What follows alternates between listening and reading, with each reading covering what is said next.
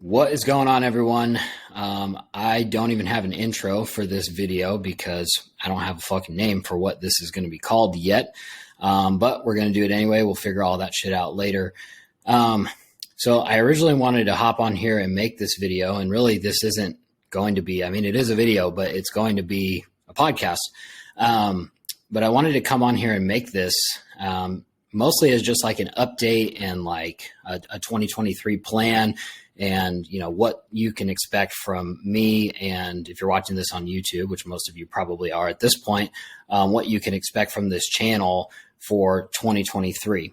And so I was doing a lot of thinking earlier about, personal brand and all that type of stuff, and wanted to come on here and explain that, but it's really not going to make any sense unless I do a lot more explaining. And the reason why that is like, what I want to do with the personal brand, which we'll get into in just a little bit, is just not going to make sense without a full backstory here. And then, recently I flew out to Utah to do a podcast with Shane Baldwin that's not out yet, but it will be soon.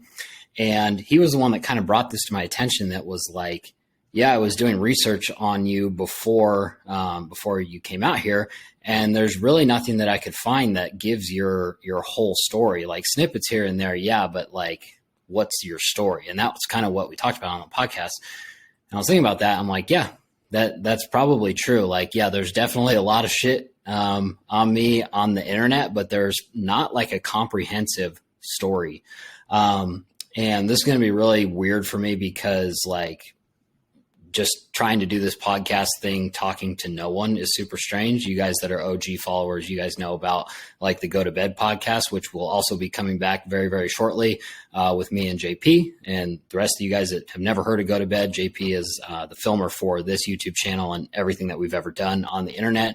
That's super easy. That's super easy to record a podcast when you're just talking to someone else. This is a little bit uncomfortable for me, at least.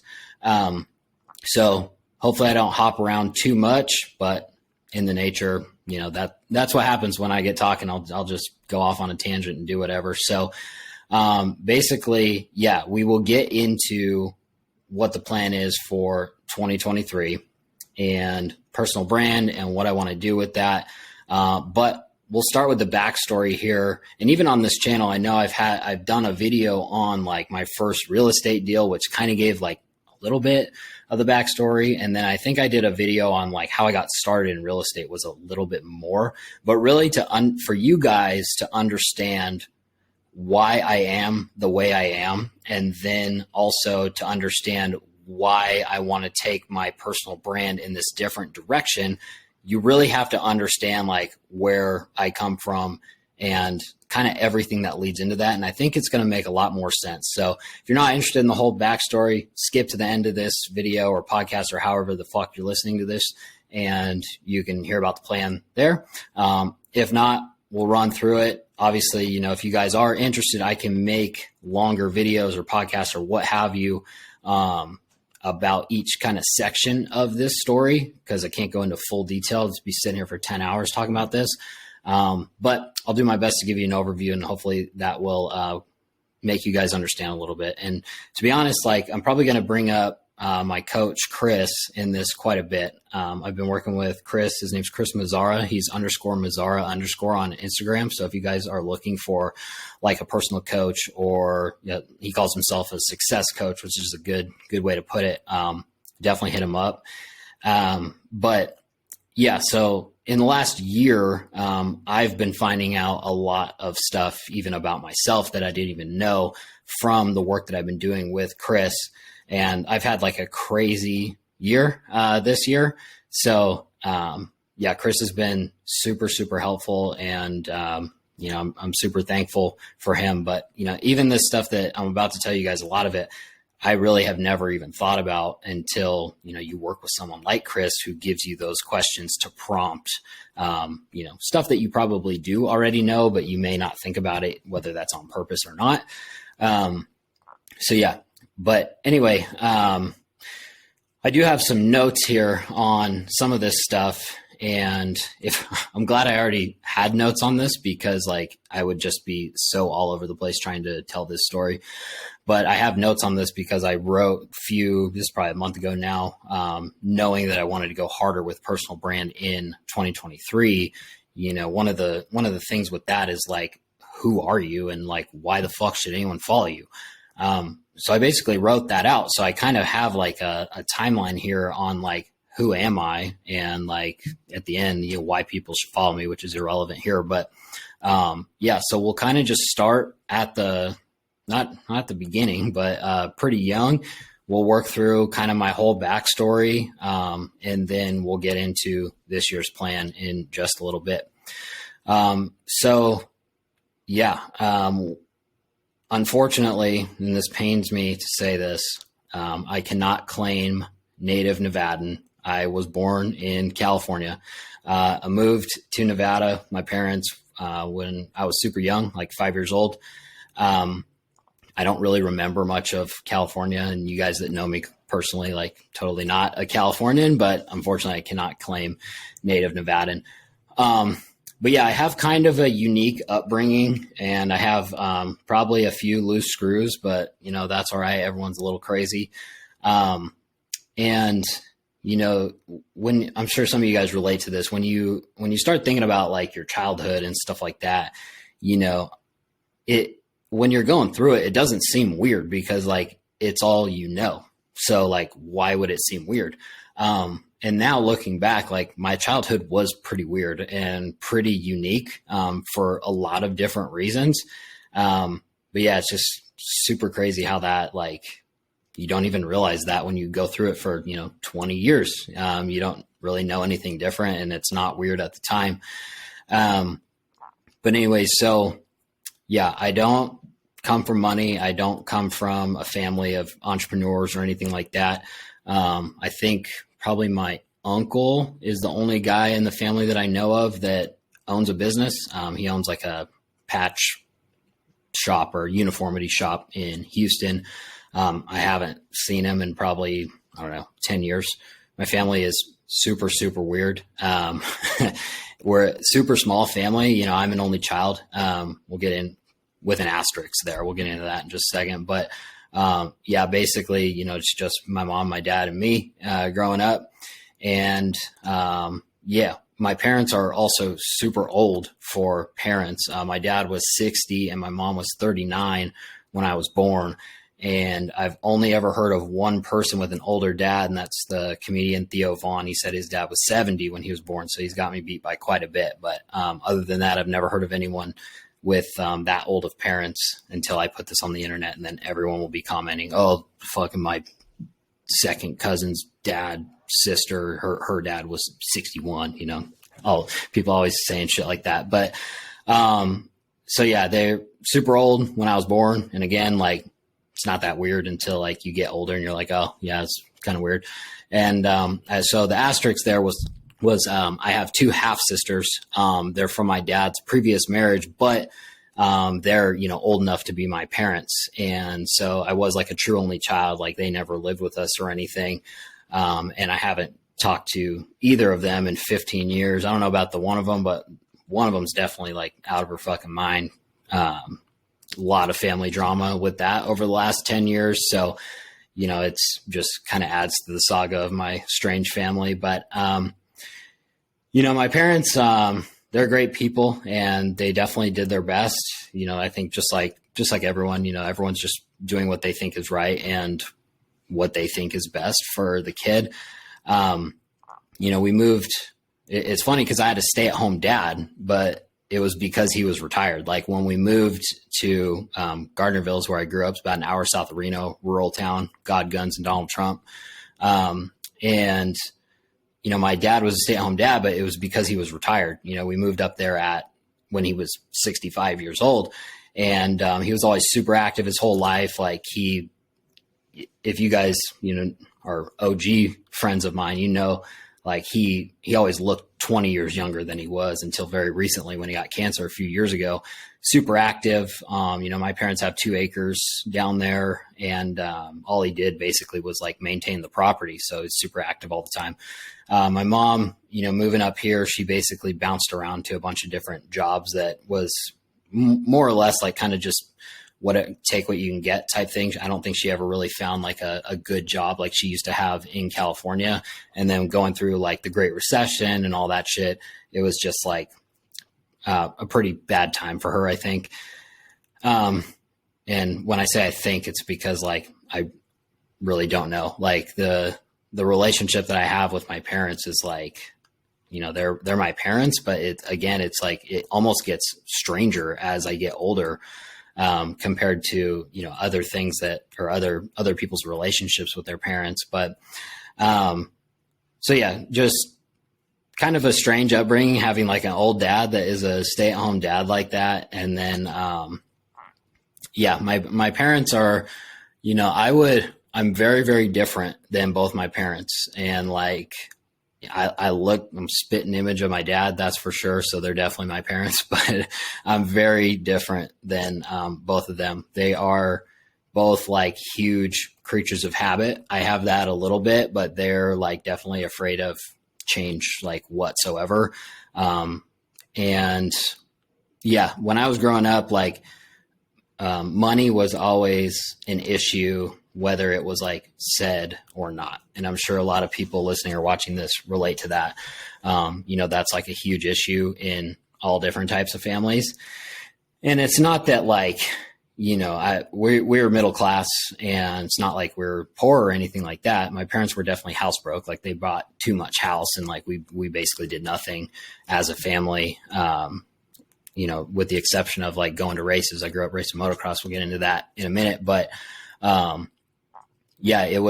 money was always an issue. That's for sure. And, looking back, this is all conditioning and environment, and it shapes you to how you are now. So like, I'm pretty thankful for what it was, because like without some of these issues, I wouldn't be on the path I'm on now, and I don't want it any other way. So it's all good. But that was just like, a constant theme for sure, like kind of indirectly, not like straight up money talks or money fights or anything like that, but definitely money issues indirectly. So yeah, basically, getting into high school, it was kind of always ingrained in me that I had to go to school, or like go to college at least. But other than that, looking back, there was like very little leadership in the household as far as like, you could do this, or like, why don't you try this, and blah, blah, blah, blah, blah. It was just kind of like autopilot. A lot of it is a good way to describe it. So I was always pretty smart. Like I was like an A-B student, but I just like did not give a fuck about school at all. And I really only liked welding class. Shout out to Mr. Hyatt and all the fucking idiots that I went to welding with those 2 years, and lunch, because, hanging out with your friends. And then in high school, that's when I got more into motocross. So like all I cared about was riding, and like all my friend group was all moto kids. So that's all we would do is like go to school. Half of them didn't even go to school because they're homeschooled for racing or whatever, but we would just go to school, and then we would ride after school every day, put hundreds of hours on the bikes and all that shit. But that's kind of what it was. And then, I started working as soon as I could, 15 and a half. I got my first job at Taco John's, and I basically just worked so I could have like gas money and buy parts for the bikes and stuff like that. And then, I was a busboy after that for 3 years, like 16 to age 19. But yeah, going through high school era, going back to like my parents and upbringing and stuff, it was just kind of a weird dynamic looking back. And Chris actually said it, and I think it was pretty accurate, because, obviously I've gone into much, much more detail with some of this stuff with him. And his quote was like, you've basically been in a business relationship with your parents since you were really young. And I was like, yeah, that's probably pretty true. Like it was a lot of like, it just felt like, basically 3 people living in the same house. And that was kind of it. So, to piggyback off that, it was like when it came time to go to college, like I had not like looked at schools. I had not considered going to any type of college. I had not applied to any colleges. Like even being pretty smart, I signed up for the community college, the local community college down there. When someone from the community college comes to the school and signs up all the fuck ups at the high school, because they're not going to sign up any other way, like on their own accord. Like that's when I applied for college. And it was like, oh, like I got to fucking do something in 2 months. So like, I'll just do this and like, I'll just live at home. So that's what I did after high school, graduated, still super into racing and riding. And I just rode all the time. And I went to community college for 2 years while I was still living at home. And like, looking back as far as like mindset goes, I'm much, much different than I am today. Or I'm much different today than I was back then. I was like super negative and like super self-deprecating. And I'm not really sure why. There's some things that you can look back and you can like pinpoint the exact moment that kind of made you the way you are in that facet. I don't really know why, but I do know that like through motocross, like that was the first thing where I got my work ethic from, because that was the first time I could line up this equation, A plus B equals C, which is like hard work plus reps equals results. And a lot of that actually came like now it's a totally negative thing if I was like self-deprecating or like treated myself the way I did back then. But it actually served me earlier in life, because at that point, it was like I would just tell myself how badly I sucked at racing. And it was like, you fucking suck, practice, practice, practice. So that's where I got, oh shit, like I put in a lot of work, I rode a lot, and I got better. And then I got good. And, I was never like super good. I was pretty decent back then. And that was like, I wish I knew about like fitness and nutrition and shit back then, because I would have been a lot better. But all I did was ride. I would ride, probably 5 days a week. And that was like the shift of like just like relentless hard work gets you results. And that was again like not from anyone, no like leadership position in my life being at a younger age telling me that. It was just like figuring that out through riding and like seeing it for myself. But that's what kind of gave me that mindset shift. So moving on from that, while I was living at home and being a busboy and riding and doing all that stuff, this is really the point where I had a few more shifts about like money and about direction. And, it wasn't like a aha moment where it just like, that was it. But I do remember a couple specific things. And one of the specific things was I remember there was a race in Winnemucca, which is out in Eastern Nevada. And I wasn't going to be able to go because basically we didn't have the money to, go, because it's expensive to, thankfully, again, shout out to fucking Testa, a motorcycle shop down there.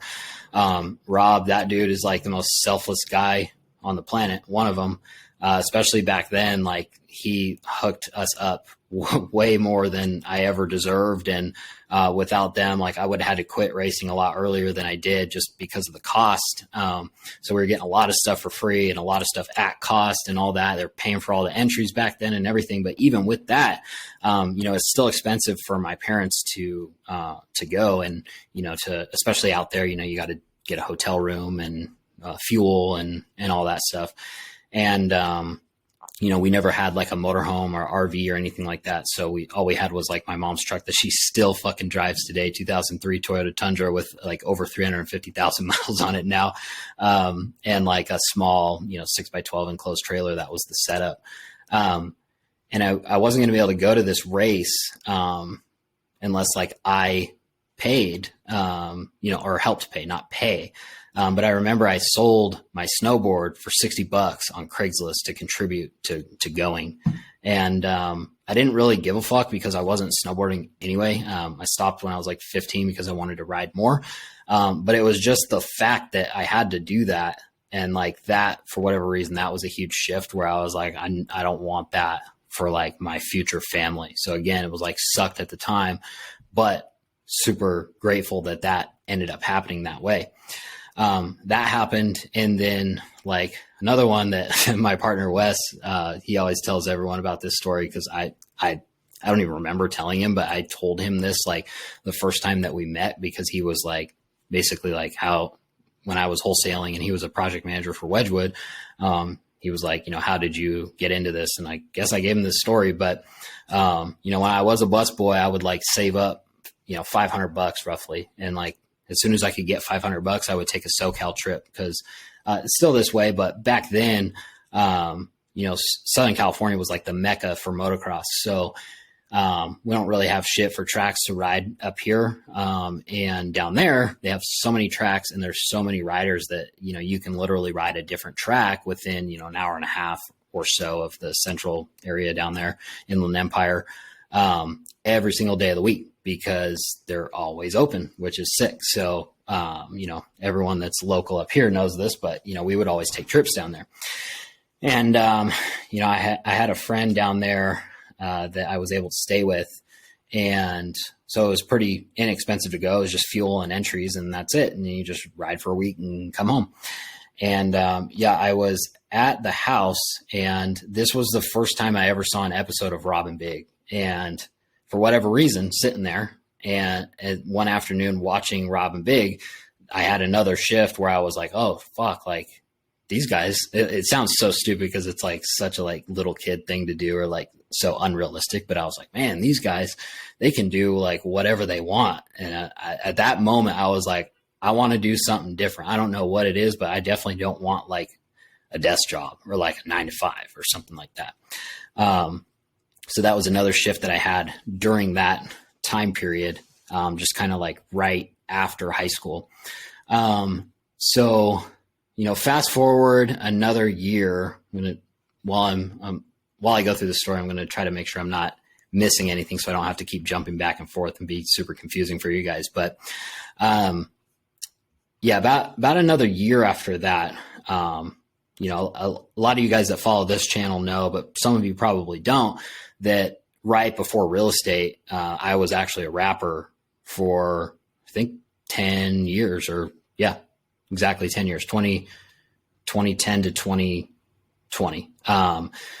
But so back up to 2010, this is when, I started in late 2010. And so it was right around this same time where I had the Robin Big incident. And, this was something that I was like, oh, I think I can do this. And mostly because one, I was bored as fuck, I was living at home. All my friends had left for real college with the exception of like one of them. And this was like, okay, this is like something that I can do by myself. And I think I can make money doing this. Was like, again, like knowing what it took was like super naive, but that's how you get into shit. So that's what I started doing. I started making music and I started like putting out videos. This is at the same era where I met JP. And P had actually just gotten into filming. I think he had just we never used his handy cam. We use that sometimes now, like as a joke, like literally a JVC, like 40 times zoom handy cam. But he had just gotten his first camera. I can't remember what it was now. Definitely, I think it was a Canon 60D he had got. It wasn't the 5D yet. But so he was just getting into filming and I was just getting into music. And we knew each other through our friend Adam. So like, through motocross. And it was like, you do music, you do video, like, let's do it together. So, we started doing that. I took the same mentality that I had from moto, which was like, you fucking suck, like get better. And like I would just do that all the time. And that mentality like serves you in some ways and hurts you in others, just like everything else. But again, like that was why I was able to do what I did with it, which I'll get into in just a minute. But, Yeah, so that was kind of the same era when I first started doing music. So, fast forward another year, another few months, 2011, I ended up moving to Reno to go to UNR, the university up here. And like my college experience was fucking terrible. It was, looking back, it was horrible. And for a lot of different reasons, but basically like, when I moved up to Reno, so I was 19 at that time, and started going to UNR. I moved into this house that was in South Reno, like on the other side of the city from the university. And so my college experience was literally, I moved in with this old dude. His name was Kurt. He was cool as fuck, but it was just us in this 4-bedroom house, like a 19-year-old kid and this guy that was like in his 50s. And, he was like my boss in Gardnerville was one of her friends. And like, my two buddies, we were supposed to get a house and like it fell apart. So I was enrolled in school. So like I needed a place to go. So that's how I ended up getting into that room. But my college experience was literally like, I lived at this house on the other side of town. I would drive to the school. I would park, I would walk to class, I would go to class, and I would walk back to my car, and then I would drive home. And that was it. And then when I moved up to Reno, I got another job as a busboy at the Bistro Napa at the Atlantis Casino up here. So that was it. Like it fucking sucked. And, it was strange. It makes a lot of sense when you look back now, but, I've never been like a social person. Like I'm fine talking to people, like especially one-on-one or whatever. And, which sounds strange, like when you do YouTube and you are a rapper and, hundreds of videos and all this other shit. But, I've just never been like super outgoing or anything like that, which I'm really like actively working on now. But, a lot of that was because of my upbringing, because like, with being an only child and like not doing team sports, just doing motocross, which is by yourself. And, with my parents, like they never did anything. Like looking back, we basically never went out to eat. Obviously I didn't have any siblings running around the house. They never had any friends over. We never went to anyone else's house. Like it was just a weird situation when you look back on it, but that's truly what it was like. That was like Chris said, it was just like 3 people living in this house. But I'm almost like a fucking dog that wasn't socialized, it's like, I didn't have that much social interaction, except what I was doing on my own with like, my friends. But it was always like just the moto kids, like super small circle. And back then, like I didn't party at all or anything. I never drank until I was 21. And so going to college, same exact situation, like no social interaction, didn't talk to anyone. I still, to this day, I don't have one friend that I made in college because I literally didn't fucking make any. The only guys that I knew were the guys that I worked with, because obviously you got to talk to them. So yeah, that was like kind of what it was like from, like age 19 to age, 21, 22, something like that.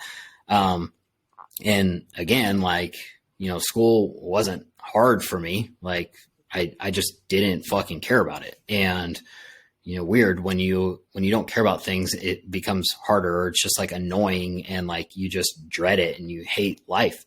And that's like the space that I was in back then. Like now I didn't care as much about riding. I still rode, but it was, all I cared about was music. Like that's what I wanted to do. And that's what I kept telling myself. It was like, fuck, like even if I had a degree, like I would still be pursuing this. Like this is stupid. This is a waste of time.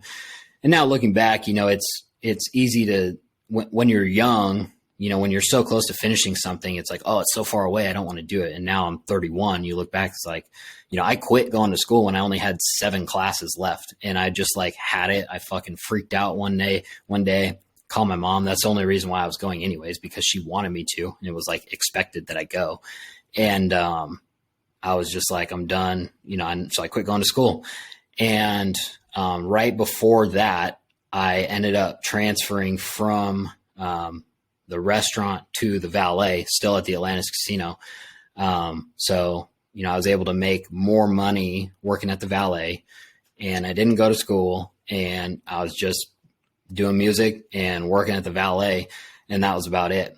So this was, back up for just a second here. I told you guys I wasn't going to jump around too much, but during this same time, this was probably like right when I moved to Reno. So probably like 2011, around there, like age 19 or so. That's when I read a book called Rich Dad, Poor Dad, which you guys watching this channel probably have all read it. But if you haven't, it's a book that gets a lot of people into real estate. It's a great mindset shift book. It's not actionable at all. Like, you can't fucking do anything with it, but it did that for me, was the mindset shift of like, oh, okay, I want to own real estate. Like, I want to own apartments someday, assets versus liabilities, that type of thing. So if you haven't read it, definitely read it. If you're like brand new, but yeah, it's not going to tell you how to buy apartments or anything like that. So yeah, basically through, doing music, and, my rap name was FEEKI. That's why I still go by FEEKI, and still, like, people in real estate call me FEEKI. Like, yeah, it's either Alex or FEEKI. I don't really care. It's still like 50-50 on what people call me. So I just run with it, 'cause that's what I've always been called. But through like doing music and being FEEKI, that's when I really like learned about social media and like branding, marketing, and like my first experiences with like a team of sorts, and like running a business, in quotes. But yeah, I mean, we did hundreds of videos, and through, again, like that trial and error, I would see like what people would respond to, and like why some videos would fucking bomb, and then some would do good. And then eventually like dialing that in to where we could get these videos that were doing, millions of views. And this was back when I started getting millions of views. This was probably like 2015. And, I told JP, like a year before this, we were always trying to get like better quality, like, oh, it's got to look more professional and more legit and blah, blah, blah. And I was telling him, like, dude, I think if we did like a shitty video on purpose, like it would rip. And, we didn't do it for a while. And then eventually we tried it, and we tried to just do these videos. This was back in Facebook days when, like, same shit works on TikTok today, but, back then this is what worked on Facebook, and you had way more organic reach and all that shit. But, we would do these videos where like I would sit in the back of a car or truck or whatever, and we would play the beat through the speakers, and then I would just rap live over it. So it was, and then we'd film it on a phone too. We didn't even use a camera anymore. And, obviously, like, this is not my first fucking rodeo, but when you're being exposed to, hundreds of thousands of people who have never seen you before, that's kind of that was the psychology of why this shit worked, because there would be, thousands of comments that'd be like, get this guy a record deal. And it just seems so real and raw and organic and shocking, that like I actually sounded good. And, yeah, it was just like doing shit like that. You could really figure out like why people would like stop scrolling. And then that was like, it's the same thing with like YouTube, like the thumbnail and title are so important, because that's what like causes the click. And on TikTok, it's whatever stops the scroll. On Facebook back then, it was whatever stops the scroll. So same thing with the titles on the Facebook videos. It was, that title was like, if I could come up with a title that like isn't too clickbaity, but almost makes people expect that it's going to suck, they would click. And then, at that time, now some people did think that it sucked, which was great, because they would definitely let me know, that's for sure. And then other people would, like, they expected that it was going to suck. And then they're like, oh, this dude rules. And then they would comment. And that's what made the videos go fucking viral back then. And then also, like, you guys that know me as FEEKI from back then, I had a mullet, I had the American branding on point right around this era of like 2015, 2016, 2017. And I think even before that too, but it was like 14 to 18, something like that. But again, like, that was all part of it. That was like, you kind of it's like people think negatively a lot. And if they think that you're going to suck or this is going to be bullshit and then it's not, they love it. And if they think it's going to be bullshit and then it is, they fucking hate it. And I'll get more into this specific point later when I tell you guys what's coming for 23.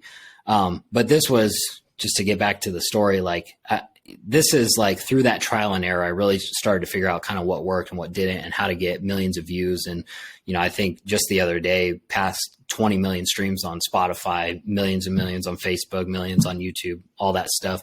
And then about team building, you know, we basically had like P was the filmer, you know, I was the artist, Neil was the DJ for live shows. And then the music team, Garrett was the engineer and Alan was the producer, made all the beats. So me, Garrett and Alan would like kind of treat it like a band that I was the face of. Like we would work on everything together, split all the money 3 ways, still pay them to this day. And yeah, so then I had, you know, my first kind of like team stuff. I had like, you know, the first, I have to like pay people and I have expenses and I have income and all that, you know, very, very minor business 101 type stuff. And then I also learned, looking back now, the importance of having the right team, because a lot of those guys were good in their seats. But then I had some other people on the team that like booking agent and like, you know, management and stuff. And they're all good people. But now I realized that like, they weren't fucking all-stars. And like, you know, you can only do so much yourself and you really do need all-stars on the team, especially if you don't know how to like train and be a leader and all that shit, which fucking, I'm still struggling with that to this day, but definitely back then. So yeah, through FEEKI, like that's where I fucking learned everything I know right now. And, you know, to this day, you know, I always have to, when I tell people like, yeah, I used to be a rapper, I have to frame it in like, yeah, you know, I toured and, you know, we have millions of views and blah, blah, blah. You have to fucking put that on there because like, usually when someone's like, yeah, I rap or like, yeah, I used to be a rapper, it's like some fucking dirtbag that like, you guys are, I don't even need to explain it, but like, you know what I'm talking about. But yeah, so during that time, you know, I still wanted to get into real estate the whole time. I just didn't know how. And I didn't know anyone that did real estate or had real estate. And JP was working at this spot up in Virginia City called MX Trophies. And his boss, this guy, Nick Fain, super thankful for him too. And he doesn't even know it. This is literally the only time I've ever talked to him, what I'm about to tell you guys. But he was nice enough to meet with me for no reason. He just knew me as FEEKI and, you know, P's roommate or whatever. And, you know, I asked to meet with him and basically like I underwrote some apartment buildings and that I found just on LoopNet with like a free pro forma I found online. And I just met with him just basically for some advice and like to see if I was doing it right. So I drove all the way up there and then, you know, I printed this stuff out and showed it to him. He's looking at it. And mind you, Nick is not like a real estate guy. He's a business guy, but he's had some like properties in the past and rentals and all that stuff. But again, I just didn't know anyone else. And, you know, he's looking at him and he was like, yeah, you know, this looks good. And he's like, but there's, you know, 2 problems. Like 1, you don't have any money. And 2, even if you did, no bank is going to loan you $3 million for this 40 unit without a track record for your first deal, even if you did have the down payment. And I was like, okay, makes sense. And the advice that he gave me was, if I were you, like, these are always going to be there. Apartments will always be around. Like I would put this on the back burner for a few years and just focus on making more money now. I was like, okay, fair enough. And, so from then I still didn't do fucking shit with that advice for like 2 more years. I was just still working at the valet, still trying to make, music, which I guess was still trying to make more money now, but it just never worked out that way. And then, you know, a couple of years later, that was probably in 2015 as well. So, you know, 2017, I was able to do Warped Tour. I'm sure a lot of you guys have heard of that. It's mostly like punk and metal music, but they do have some hip hop on it. You know, every year when it was a thing. So like Sammy Adams was on the tour on the main stage, Futuristic was on the main stage, and then I was on the smaller stage. We were like the 3 hip hop acts on the tour. And then my manager was, you know, she was from that world, the punk and metal world. So she knew all the people there and she was able to get me on the whole tour, which was fucking awesome. And, that was about the same time when I got reintroduced to wholesaling. I had heard about it before, and I was listening to Bigger Pockets podcast and all that stuff. And, I found out about wholesaling again. And so before Warped Tour, we did Warped Tour summer of 17. Before Warped Tour, when I was at the valet, we had to wear those fucking like monkey costume type uniforms. And, we have the pocket in the front where you keep like your valet tickets. So I would put my phone in that pocket. And when I was driving people's cars, parking them, I would listen to the Wholesaling Inc. podcast.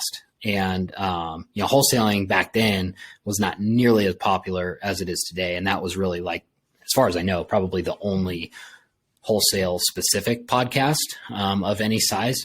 And they had like 130 episodes back then. And I listened to every single episode. And, every episode is just a pitch for their $5,000 coaching program, which I'm sure is worth it. Get into that in a second too. But I didn't have that back then. And so what I did while I was working, I had a notes thing in my phone that was like wholesaling. And then every time I would hear a nugget that I didn't know from one of the episodes, I'd put it in there. So at the end of 130 episodes, I had this framework of basically how to wholesale front to back. I was like, all right, cool. I get it.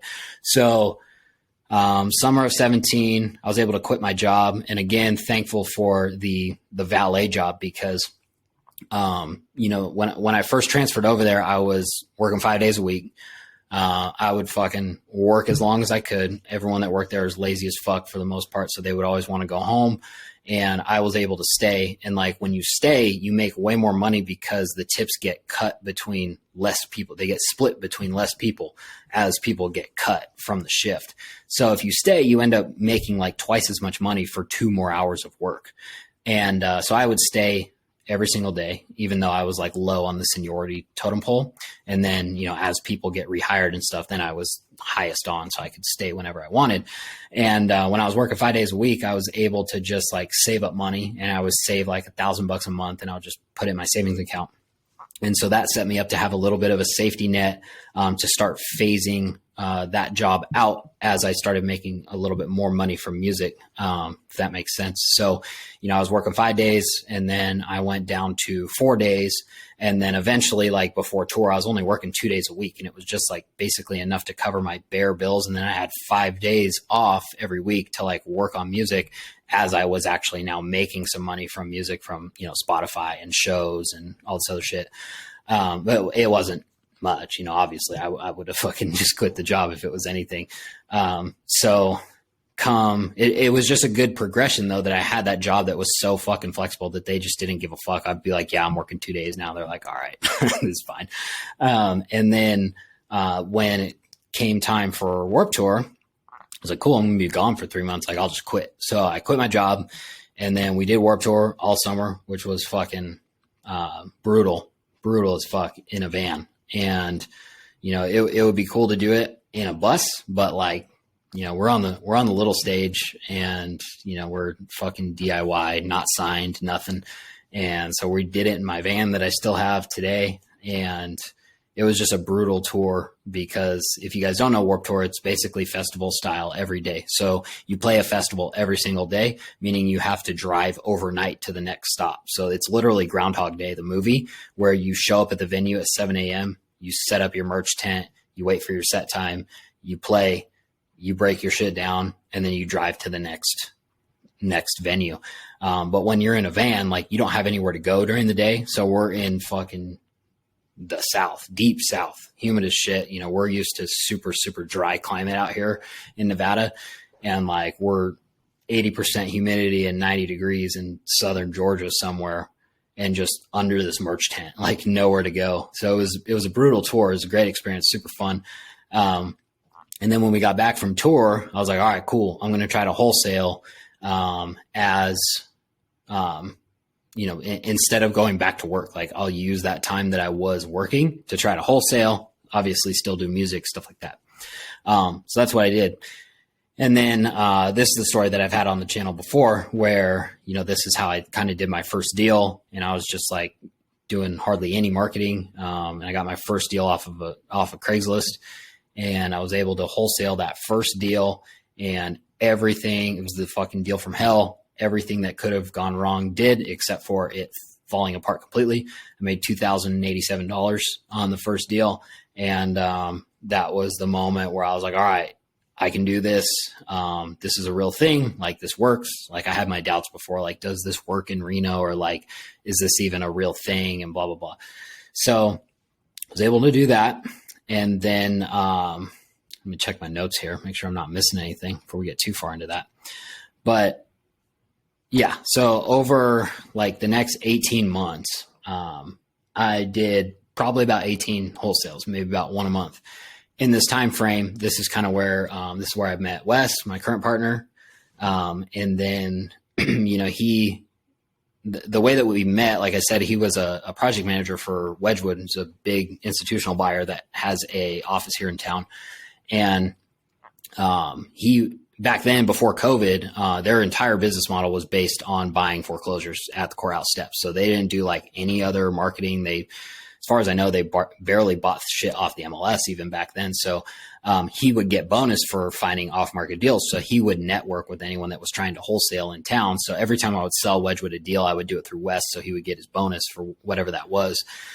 So then he came to me later, about a year after that, after we met, and was like, hey, we should partner up because we can basically keep doing the same thing that we're doing.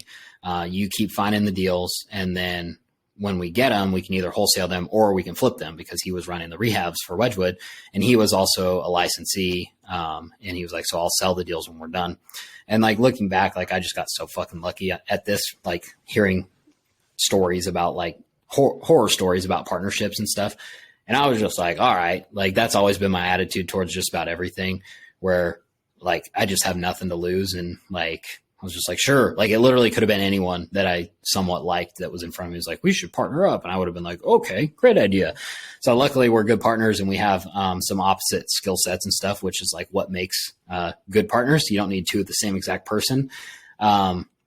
So yeah, that ended up working out. And then, you know, he didn't want to like screw over the company. They were super good to him and stuff. So, you know, we waited to officially go into business and start doing our own stuff until he was totally not employed by Wedgwood anymore and all that stuff.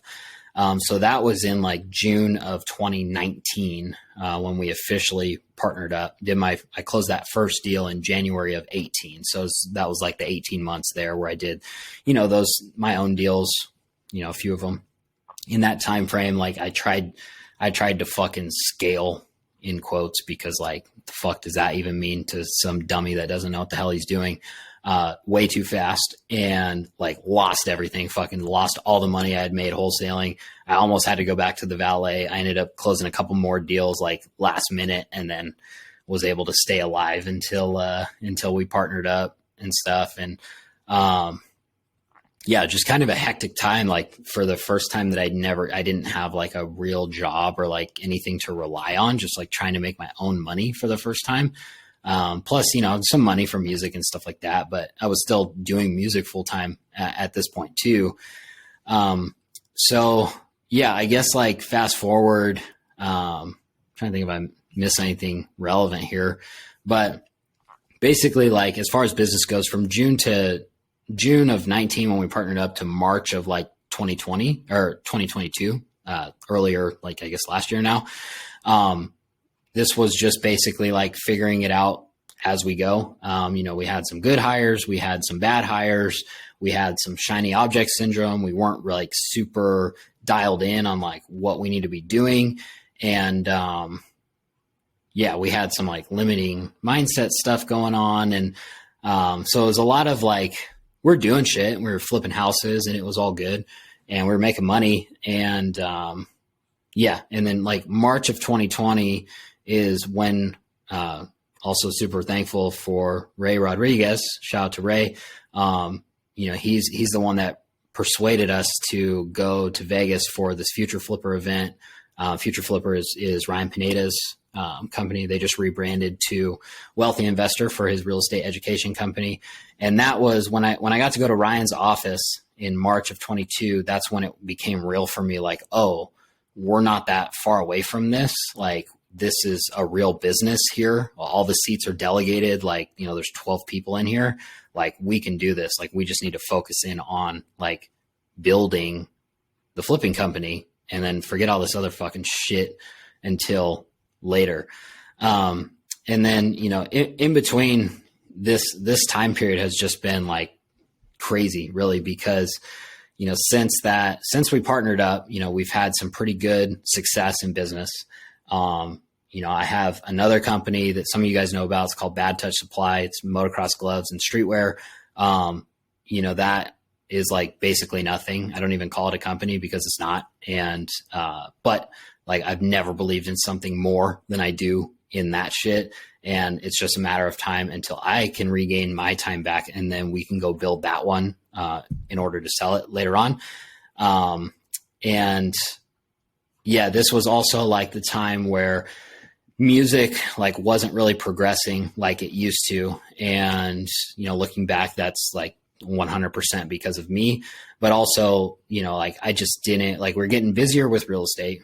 And then with music, now I had something to compare it to. And like the music industry, I fucking hate it. And like everyone is, I don't know what it's like at the upper levels because we never made it there, but at the lower levels where you actually have to deal with people, I'm not talking about like your fucking friends that say they rap. I'm talking about like what we were doing, like touring and like actually making money and shit. The people that you have to deal with, I figured out as soon as I had the real estate guys to compare it with. These are all people that used to be in bands and the band broke up and they're like, oh, I'm a booking agent now, or like, oh, I'm a promoter now. And like, none of them have any business acumen at all. And they're horrible to deal with. And people would always reach out to me, you know, on fucking email or Instagram or whatever, because they want something. Like they see that you're doing something as an independent artist and like they want a piece of it basically. And it's so funny the way I would fucking vet these people. I'd be like, you know, they want to get on a call with you for something. And I'm like, cool. Yeah, let's do it. You know, whatever day at 9 a.m. And fucking 100% of the time that time didn't work for them. And it was because it was too early. And like, it's so fucking stupid, but that's how it is. Like these people are just, they don't live in reality. They're all fucking hardcore leftists. Like even on Warped Tour when shit wasn't, it was 17. So Trump was already president at that time, but it wasn't as polarized as it is today. Like these people were fucking there. They had a stop fascism tent on the tour, all this fucking bullshit. Like they, you know, I don't have to preach it to you guys because you're all fucking business people and shit, but these people do not live in reality. They live in a bubble in Los Angeles. And, yeah, it's just like all those type of people. So I hated dealing with the people. We would always get treated like shit at shows. You know, I remember my last show up in Tahoe. I was like the co-headliner. I was one below the actual headliners, paid to go, free room, all this shit. And then like, you know, in typical hip hop show fashion, the show starts an hour late. No one's fucking controlling the time. All the locals, they're, you know, they have 15-minute sets and they're going 25 minutes. And then, I get up there and they fucking cut me off in the middle of my set. And like, that was my last show. That was, you know, a year before I even quit. And I was like, fuck this. And the promoter was cool. That guy was actually cool. Most of them would treat you like shit, you know, especially with hip hop. Like rappers are known for being disrespectful and always showing up late and shit. And that was never us. We were always cool to everyone. We would always show up on time, and still you just get fucking treated like shit everywhere you go. So I was tired of that. I was tired of, you know, the people in general on the business side. And then like the music was like the best it had ever been. We just kept getting better. And like no one seemed to give a fuck. And I've never put this on the internet either. Like people still DM me to this day and say like, when are you dropping new music? Which really pisses me off because like I take that personally because I know I wasn't doing a good enough job promoting it. But you know, that's all good. And yeah, so we'll get into that when I start talking about personal brand just a second too. But, so it's a combination of all those things. And then like, really like we were maintaining, but we weren't progressing. And like, that's really what drives me looking back. Like, I know that about myself now is like progress is what drives me. Like if we like flatline or like not doing more than we were, like, I'm just uninterested and bored. I would rather like start something else. which is like a fault because sometimes you need to see things through more than that. So I do have I have that grit and I'll fucking show up no matter what. It's like my only skill set is really like show up and work. But at the same time, like I do get bored and I like to start new things because that's when I can feel that like I can use my creative side, which again, Chris enlightened me to this because I never have viewed myself as like a creative person, which sounds absolutely fucking insane. It is because like when you come from the music world and you say you're not a creative person, like what the fuck are you talking about? But that's always how it felt. And yeah, so anyway, back to this stuff.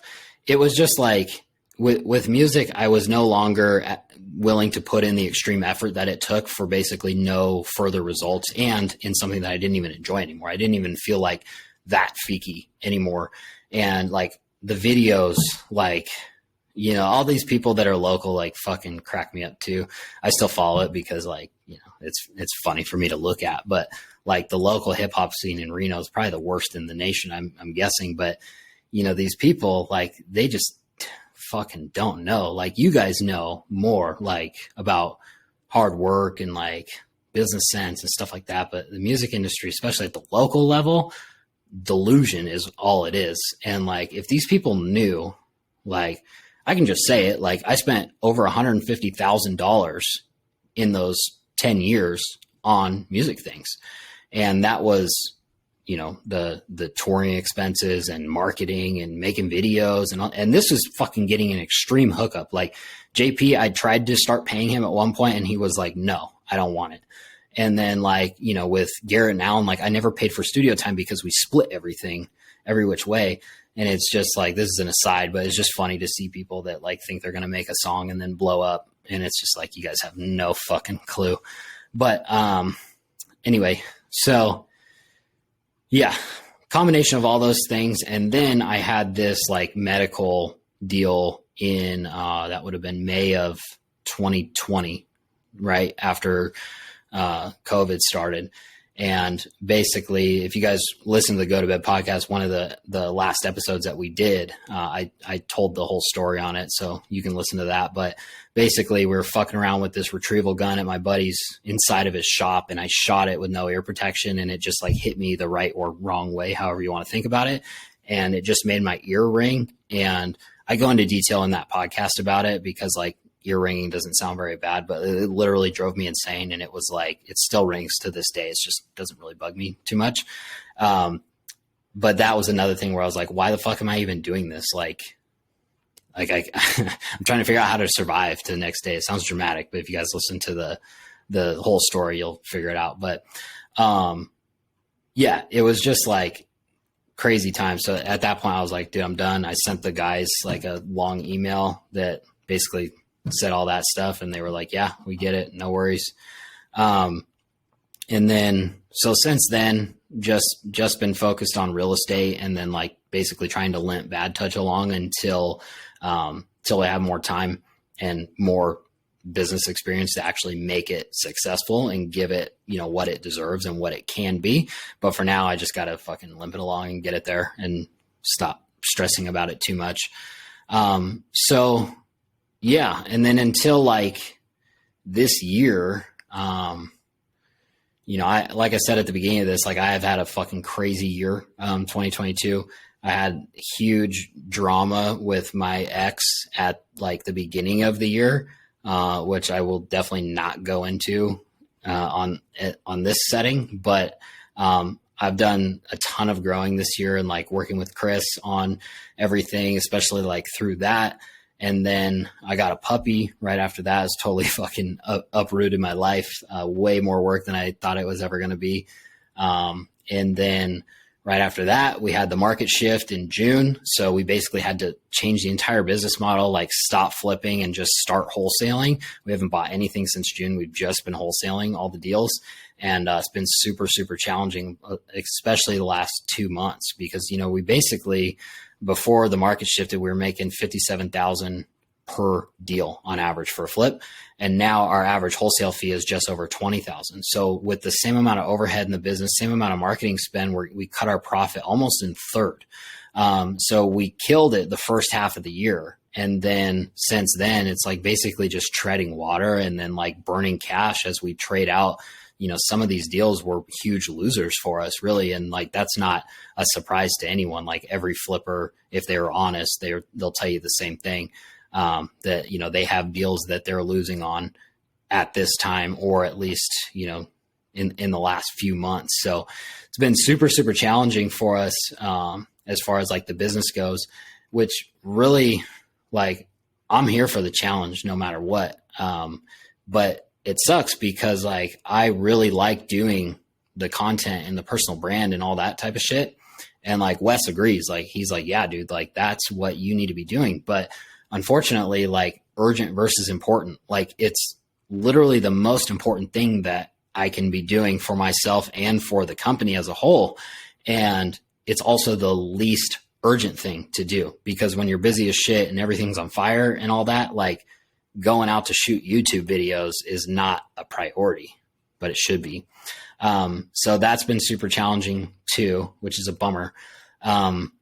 So before we get into the plan of this year, since we're here now, let me think if I missed anything that is important. I don't think so. So hopefully, you guys now have a little bit better idea of like my background, and I guess that's a good segue. The dealing with this shit over this year and, working with Chris on everything has been like super eye-opening for me on, I've been so focused for the last, it's been, I guess, 11, 12 years now since like I basically started FEEKI until today.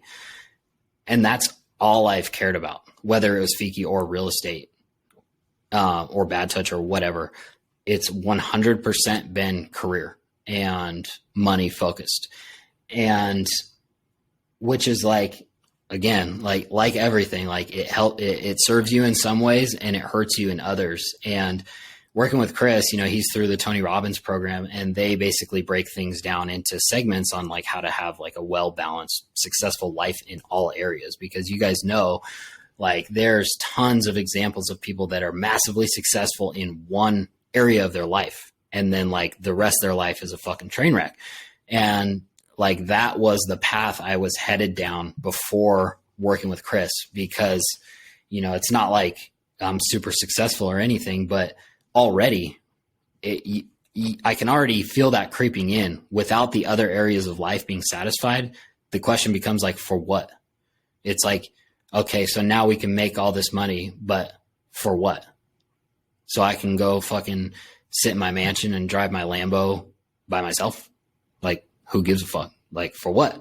So you really have to be intentional about developing these other areas of life, which is super cool. So I'm glad that we're able to like make some progress with that stuff over the last year.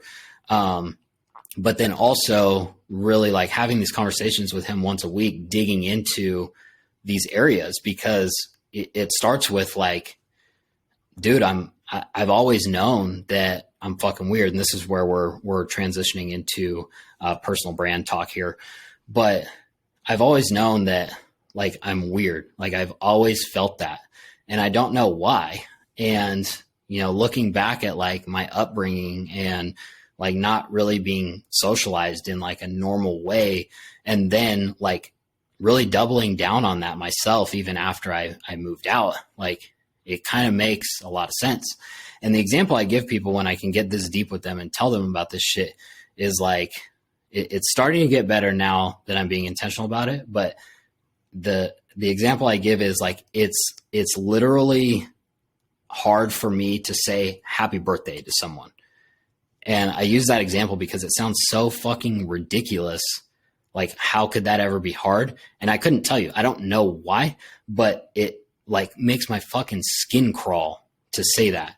And like any of you guys that know me personally, like if you give me a compliment, I fucking want to run the other way. And like, I can't give like those compliments back. Super hard for me, but it's like super important in a leadership role that like you need to give those compliments to your teammates, especially if they if that's like how they need to be pumped up. So like, it's something that I have to work on every single day to try to do this shit.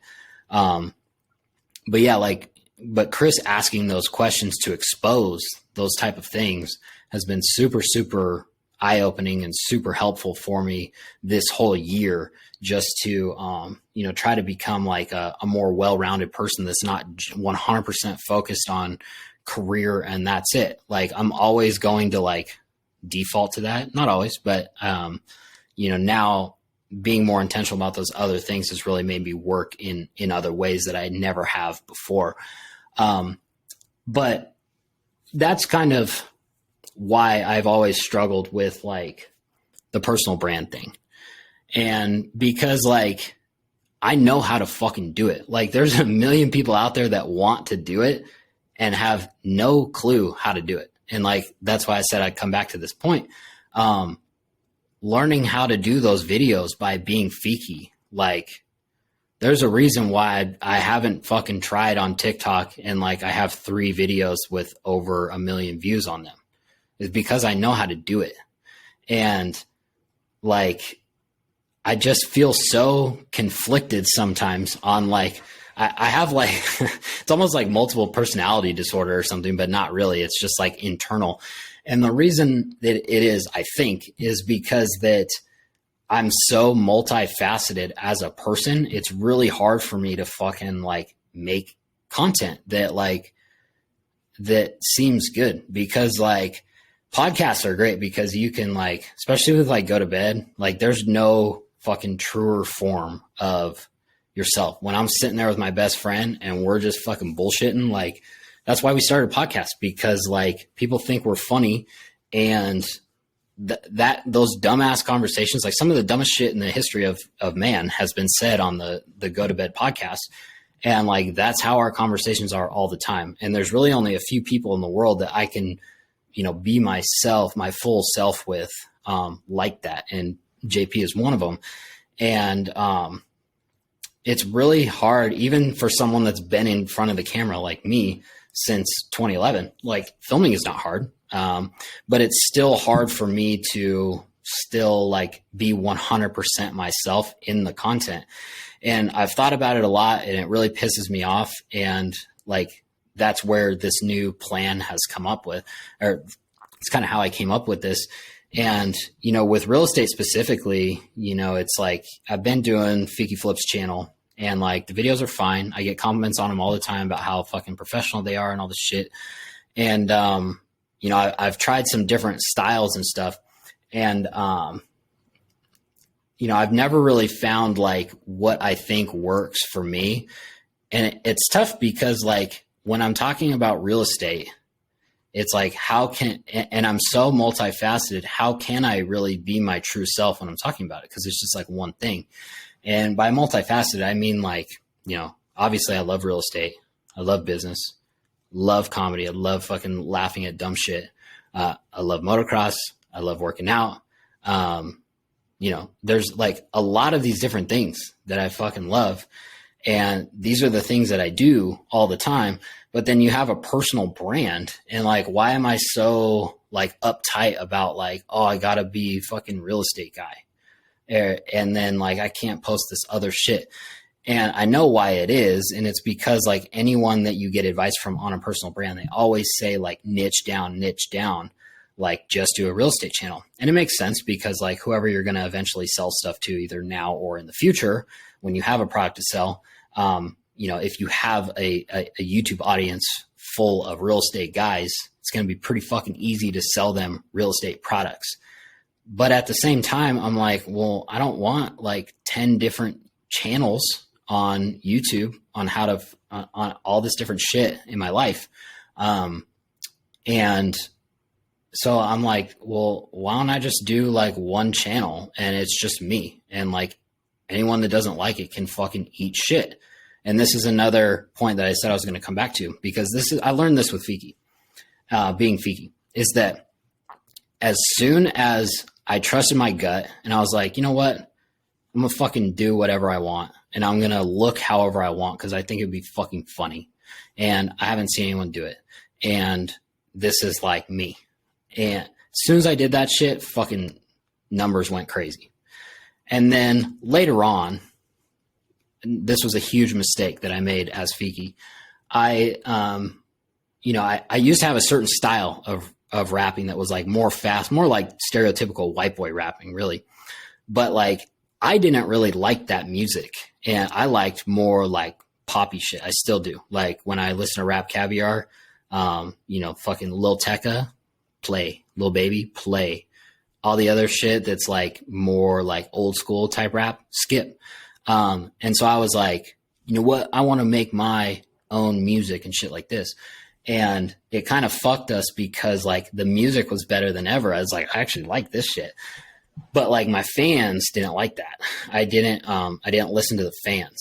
And I was telling someone this the other day, like we had this video called Way Up back then that fucking went crazy. It was like the best actual music video that we did.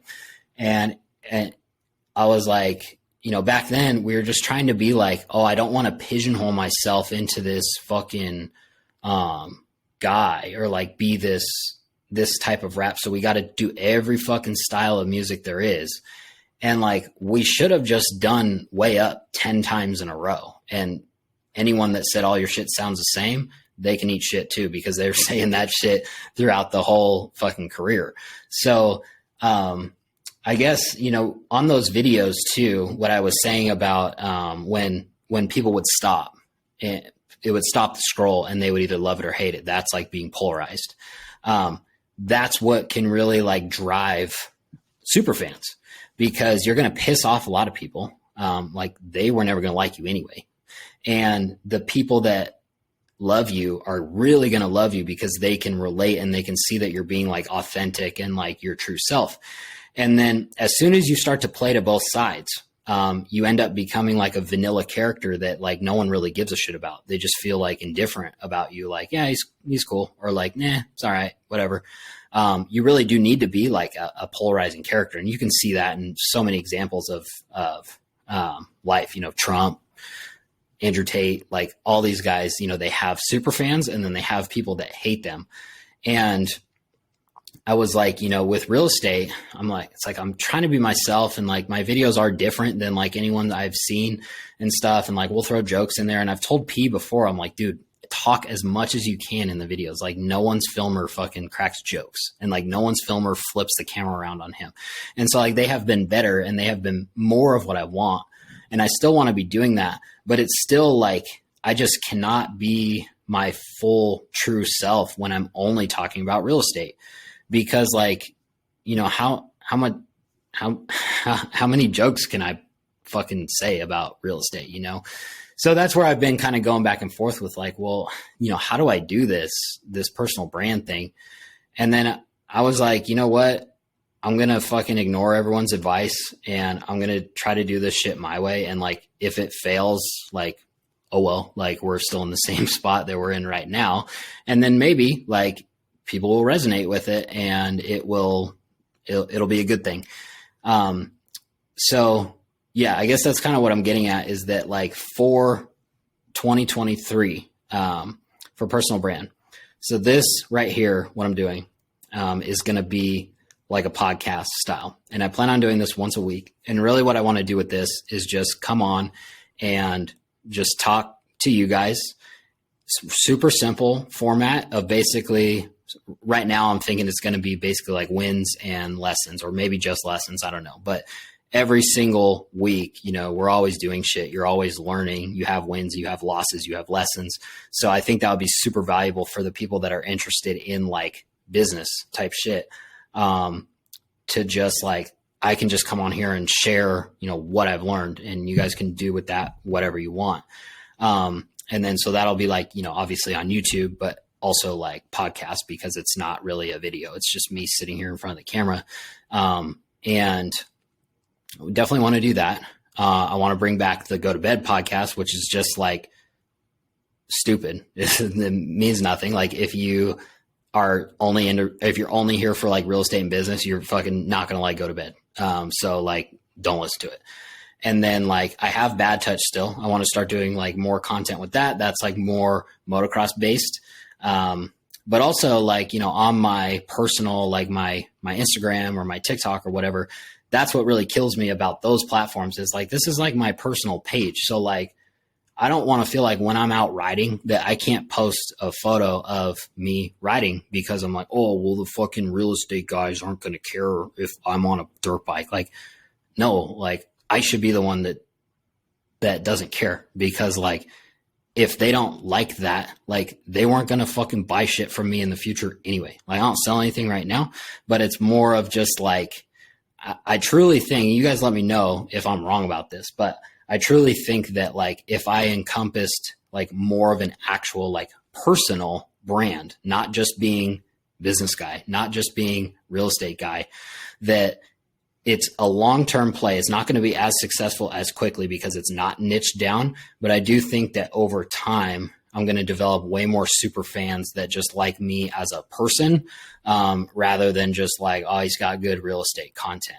And I think those people, are going to be, basically like, those will be our customers in the future for, I don't even know what it is. Like I said, we don't even sell anything yet, but like how I think of this, like fully transparent. You guys that come to the meetup, here locally in Reno, you guys know that we're fucking open book. Like I'll pull up fucking QuickBooks if we have to show you guys shit. And like, I'll tell you everything, how we do it and all that stuff. So want to bring that same thing out here, where like just being transparent.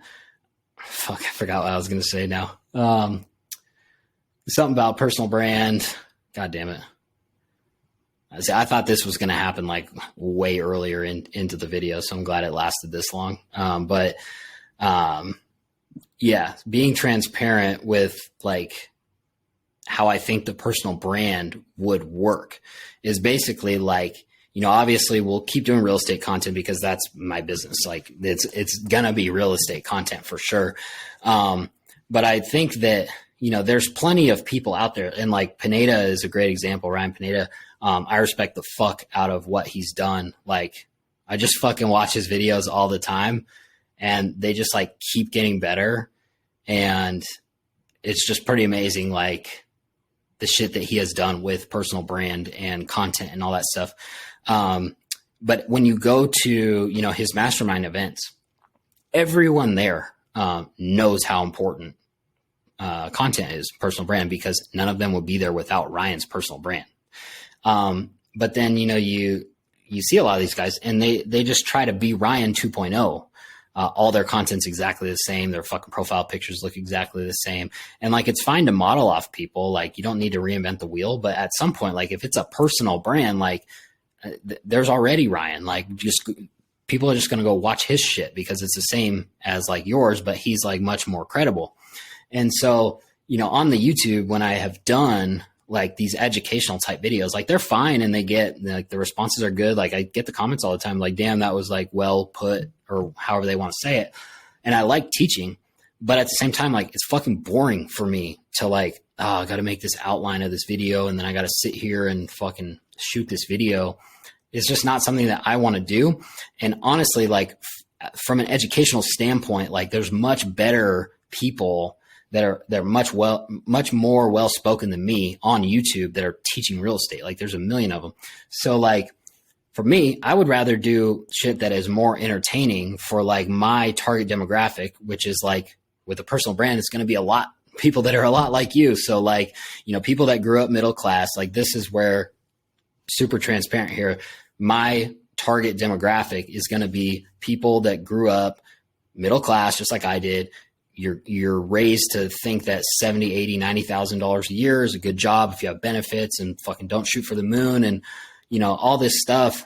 And like, I just want people to see through action that like, that is a bunch of fucking bullshit and should never be taught. And that there's more out there for you if you want it, no matter what your background is. And I think that there's a lot of people, like I know a lot of them because they're all my fucking friends and all the people that I grew up with, like people that are blue collar and, working these jobs that they don't necessarily like. A lot of them fucking hate them. I think they wish that they could make more money because like the stuff that we like to do, moto or side by sides or, having a nice truck or whatever, it's all expensive as fuck. So like, I think that I can probably fill that gap at some point about, being an educator indirectly to that type of person. That's a much different target demo than like Pineda's personal brand. Like, anyone that comes from a moto background or whatever, blue collar family is going to relate more to the way I talk and my story versus someone who is super, super well spoken like Ryan. And his target demo is probably a lot bigger than mine. But I think that's a happy medium. And I'm just kind of thinking out loud here, where it's still going to be fun for me to actually make content where I can still provide value to you guys and let you know like how we do things. And this is what we're up to. And this is the lessons that I've learned. So you don't have to make the same dumbass mistakes.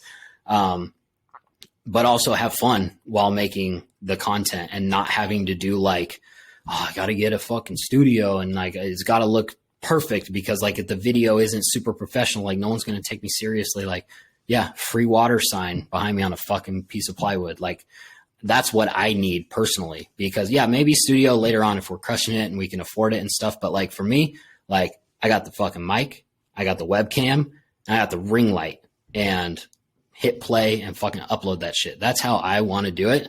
And then that's kind of what I need right now until we have a team like Pineda does anyway, where he's just like the creative and shooting the content and the team does everything. Like I have to fucking do everything right now. So if I put this high barrier on shit, which is another issue that has happened this year where like, oh, everything's got to be perfect. And like, we got to fucking do it this way. And I have to do everything myself. I'm just not going to do it because it's overwhelming. And I got all this other shit to do too. So yeah. And then like, getting back to being transparent with the brand, that was transparency. But also, since I am so multifaceted, that's why I think that it could work because like, people that like me or P or whoever as a person that get exposed to the content, they can get exposed to the brand through a variety of different ways, whether it's the FEEKiflips channel, whatever the fuck this podcast is going to be called, the Go to Bed podcast, Bad Touch as a brand, even like locally as, Reno area home buyers / Sell My House Cash, which is the virtual wholesaling company. And, it doesn't really matter how they get exposed. It's just like, how are they, as a person, they can still support because I have Bad Touch, if they're a moto person, cool, like buy gear. If they're not a moto person, but they like the branding of Bad Touch or whatever, like cool, they can still buy a shirt or a hoodie or whatever. If they only follow on feekiflips and they like real estate or business, cool, whatever that product is going to be in the future, you can buy that. And then, who knows, Go to Bed, it's its own thing. But that's kind of what I'm thinking is my path forward with personal brand. So that was fucking about an hour longer than I thought it was going to be. But hopefully that gives you guys a good idea of like why I am the way I am and a bit of a backstory on how I got to this point. And then, yeah, moving forward, that's what I would really like to do with the personal brand is just make it like a more all-encompassing thing of me. Even on the FEEKiflips channel, like I said, it would be like a mostly real estate channel. But like if I just want to vlog and I want to go, if I'm going to go ride, like I want to be able to put that on the channel and then throw some real estate stuff in there too.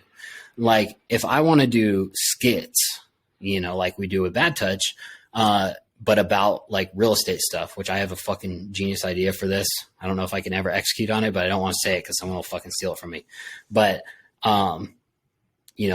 if I could do skits, I want to put that on the channel. And I don't want to just keep making the same videos over and over of like, this is the flip. Here is how we funded it. Here is the rehab cost. Here is what we sold it for. This is how much money we make. Like they're informational. It's fine. But like I said, there's much better educators on the platform than me. So you got to get something different when you come from me. And I am fucking different. Like I'm a weird dude. So I think it'll work. You guys let me know if you think that's a stupid ass idea or you think that would work. And like basically what type of content you would like to see, out of all those things that I just mentioned, it's a million things, on this channel or on the other channels or whatever. And, I'm trying to think if I missed anything, before we get going. I guess like 2023 plans for the business real quick is like, because of what's happened in the market, you know, we're super, and it's not just us. It makes me feel better when we're in some of our mastermind groups and everyone's having the same fucking issues, is that like, you know, for a while when the market was shifting, you know, we were still able to lock up deals pretty deep. We could sell them. Now, it's getting harder and harder to sell the wholesale deals. So we can still lock shit up, but then the consensus from the buyers in town is like, it's not deep enough. And we're underwriting super fucking deep already. And you guys know that do deals out there that's like, well, if you can't sell the deal, you might as well not have locked it up in the first place, because the result is the same, and that's zero. So we're still going to operate in Reno. But what we're looking at now is doing a virtual model, like I just mentioned, where we can wholesale in another market that I have a strong feeling is going to be a little bit easier than what we're doing here in Reno.